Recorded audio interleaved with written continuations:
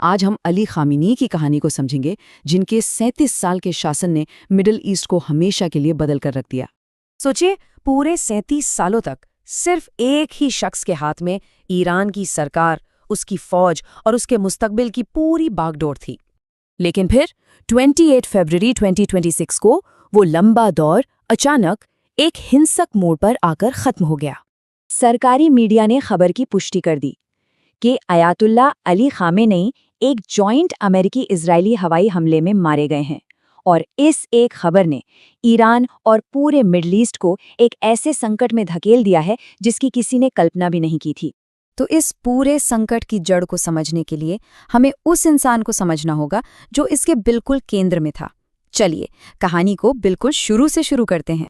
Khamenei की शख्सियत को गढ़ने में दो चीजों का बड़ा हाथ था, एक गहरी धार्मिक तालीम और दूसरा क्रांति का वो संघर्ष। और इन्हीं तजुर्बों ने उनके अंदर वो विचारधारा पैदा की जो जिंदगी भर उनके साथ रही। अब जब शाह का तख्ता पलट हुआ और ईरान में नया इस्लामी गणराज्य बना, तो खामेनेई का कद बहुत तेजी से बढ़ने लगा। उन्होंने एक के बाद एक कई अहम पद संभाले, लेकिन जिस दौर ने उन्हें सबसे ज्यादा शक्ल दी वो था ईरान के सबसे क्रूर जंगों में से एक, ईरान इराक युद्ध के दौरान उनका राष्ट्रपति बनना। उनके राष्ट्रपति काल के पूरे 8 साल इसी भयानक जंग के साये में बीते, और ये कोई मामूली जंग नहीं थी।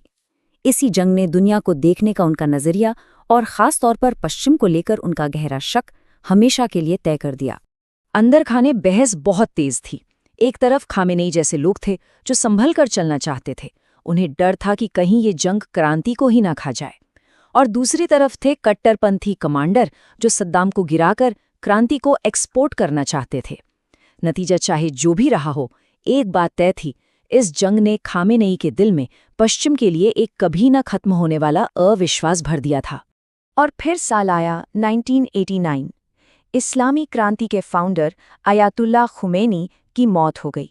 इसके बाद अली खामेनेई ईरान के सबसे ताकतवर पद यानी सुप्रीम लीडर के पद पर पहुंचे। सुप्रीम लीडर, ये पद सिर्फ एक नाम नहीं है, इसका मतलब है लगभग बेहिसाब ताकत। ईरान में जिंदगी का ऐसा कोई पहलू नहीं था जिस पर उनका कंट्रोल न हो। सोचिए, सेना हो या अदालतें, देश की विदेश नीति हो या उसका न्यूक्लियर प्रोग्राम, हर बड़े फैसले पर आखिरी मोहर उन्हीं की लगती थी। देश की सबसे ताकतवर force Islamic revolutionary guard corps यानी IRGC भी तो सीधे उन्हें ही जवाब देती थी। खामेनेई हमेशा अपनी इस ताकत को एक तरह का पवित्र कर्तव्य बताते थे, लेकिन इसी सत्ता के दौरान उन्होंने एक ऐसा सिस्टम भी बनाया जो हमेशा अपने दुश्मनों से लोहा लेने को तैयार रहता था।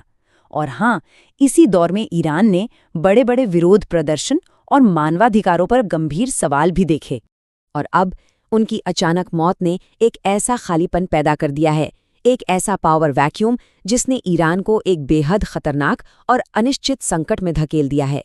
देखिए, ईरान के संविधान में ऐसी सिचुएशन के लिए एक नियम है। नियम ये कहता है कि फौरन एक टेम्पररी काउंसिल को चार्ज लेना होगा ताकि देश बिना लीडर के न रहे। तो ये 3 लोग हैं, राष्ट्रपति, चीफ जस्टिस और गार्डियन काउंसिल के एक मौलवी। अब इन्हीं के कंधों पर देश को इस मुश्किल घड़ी से निकालने की जिम्मेदारी है। लेकिन असली सवाल ये है, क्या सत्ता वाकई इनके हाथ में रह पाएगी?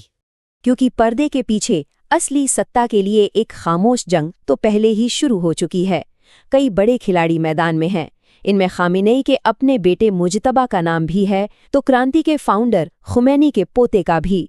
सत्ता का ये खेल अब खुलकर खेला जाएगा। और इस पूरे माहौल को और भी ज्यादा विस्फोटक बना रही हैं वो खबरें जिनमें कहा जा रहा है कि जिस एक्सपर्ट्स असेंबली को नया लीडर चुनना था, उसी पर हमला हो गया है। अगर ये सच है तो ये संकट को एक ऐसे लेवल पर ले जाता है जिसकी किसी ने कल्पना भी नहीं की थी। एक शख्स की मौत ने एक ऐसा शून्य बना दिया है जो सिर्फ ईरान ही नहीं बल्कि पूरे मिडिल ईस्ट का नक्शा आने वाले कई दशकों के लिए बदल सकता है। सवाल ये है कि क्या ये मिडिल ईस्ट की सियासत का सबसे बड़ा टर्निंग पॉइंट है या फिर एक नए और शायद कहीं ज्यादा खतरनाक दौर की शुरुआत।